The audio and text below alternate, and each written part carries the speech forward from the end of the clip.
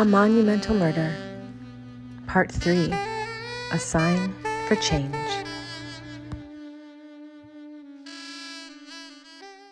Pete had been a real nice guy.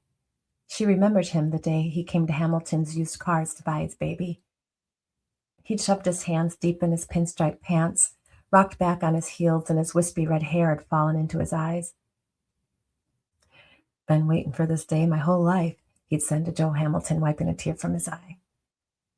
"Could never afford this car when I was a kid. Wasn't even possible."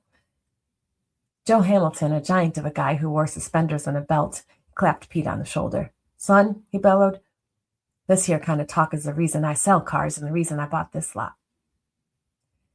Joe wiped his big brown forehead with a faded red bandana. "You and me, we're the type of guys who like to make dreams come true, ain't we?"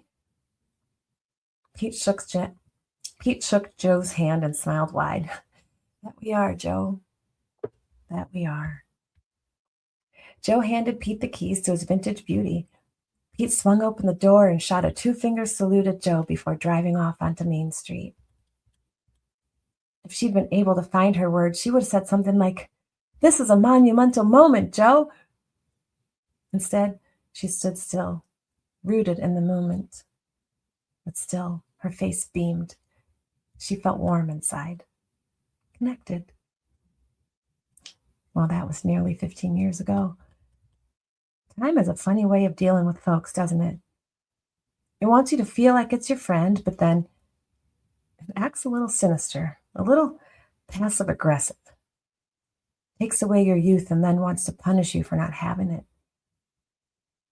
Just takes away your ability to do what you used to do. 15 years ago, this never would have happened. She would have been the light that wouldn't have allowed the dark that gave Jim and Cooper the shrouded courage to kill Pete. She knew it was up to her to make them pay. Maybe this murder on Main Street was more than a wrongdoing. Maybe it was a sign for change. In her.